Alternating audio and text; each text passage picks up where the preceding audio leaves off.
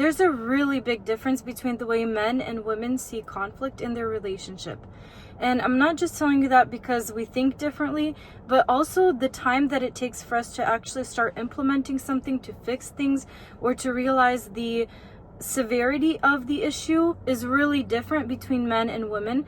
We're talking about heterosexual relationships where there's a man and a woman in the traditional sense. So I wanted to make this video because I understand that you might already have your foot out the door and be thinking about whether or not this relationship has what it takes to work, because you've probably tried to tell him about the problem and he doesn't get it. He maybe ignores you. Maybe he doesn't understand that you're serious about this thing. Maybe he just doesn't take it as seriously as you do. And so I want to help you get over this rough patch in your relationship and make sure that you get things going in the correct direction. My name is Ellie. I'm a relationship coach, and just like you, I am in a committed relationship.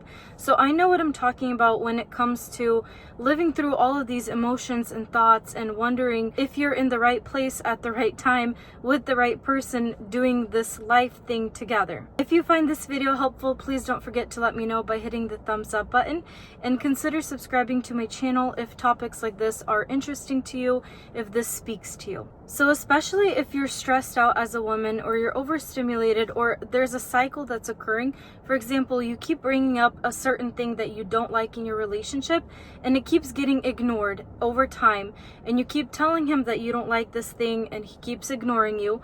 This is creating a dysfunctional dynamic in your relationship because obviously nothing is changing.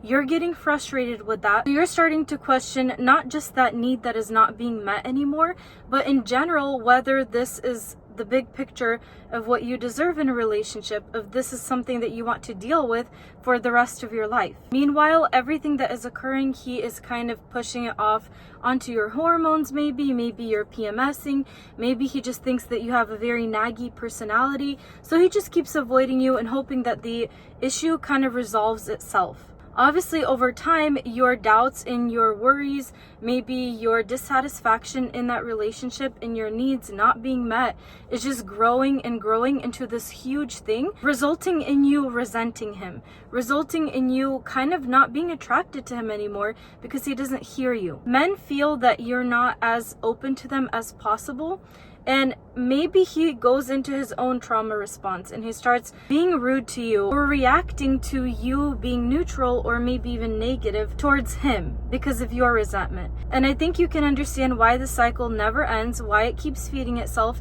and why all of these little things just keep going, keep spiraling and getting bigger until there is very little left to fight for in your relationship. So I can't tell you that he is going to change for sure, but there are definitely things that you can implement today in order to start positioning your relationship for better results. So if you see that however you're trying to deliver your message is not working to him, it's not clicking, he's not getting it, here's what I want you to do. This is going to require for you to kind of pull back a little bit with your emotions and feeling like, well, he needs to step up, he needs to be the partner, and look at it from a perspective like, okay, I'm his friend, I see my friend is doing something wrong, even though I know you guys are more than friends, but let's just put that friend hat on for a second. And how can you deliver your message to your friend so that you still stay friends, but tell them in a loving way that, hey, this isn't going to cut it. Personally, I like to journal, but you can just do this in your thoughts. Literally, if you have an open mind and you just sit and you think about it. Like if you were in his position, if you were from his perspective, and let's say that he is living his life, he loves what he's doing, everything seems to be fine for him, but it's you that's nagging or you that is dissatisfied. And let me take one step back really quickly. Human psychology shows that people like to help people that are positive instead of the naggy people, the people that are constantly dissatisfied. So take it from his perspective. If he's watching you and there's something that you have been nagged about for a very long time, and maybe your partner starts kind of being bitter towards you because of that thing, but you just don't want to do it, what would encourage you to actually step up and take that responsibility?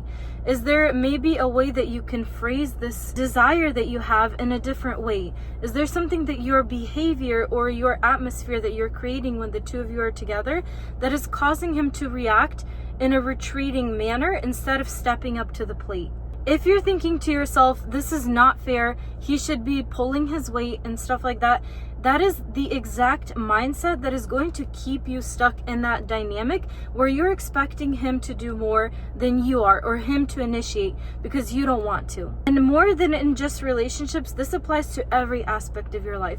If you're waiting on something to happen for things to change, if you're waiting on someone to change things for you, you're never going to feel like a leader of your own life, the leader and the person that is in control of your own emotions, of your own finances, of your own life in general. You're going to constantly stay the victim, stay the person that is dependent, stay the person who's constantly dissatisfied because you're not taking the initiative that you should be. So if those are your automatic thoughts as I'm telling you what to do, I really want you to think about where you got this concept and why you're waiting on others to improve your life for you. If you just make that one shift and you start to approach things from a way of, okay, how can I persuade them? How can I encourage them?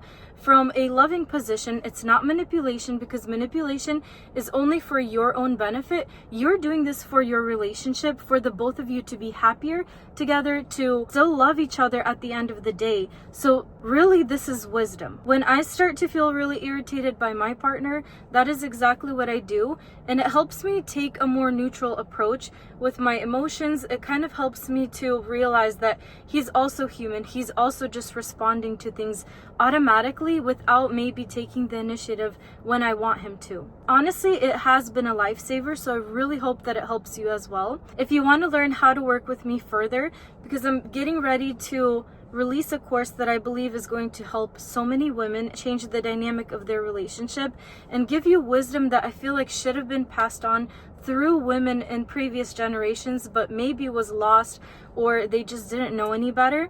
So if you're interested in joining that course, it's going to be released on July 17th. And everybody who signs up beforehand is going to get the best prices ever, is going to get a ton of bonuses and a live call with me. The link for joining my program is going to be in the description box below. I really hope that I see you there. Thank you so much for watching.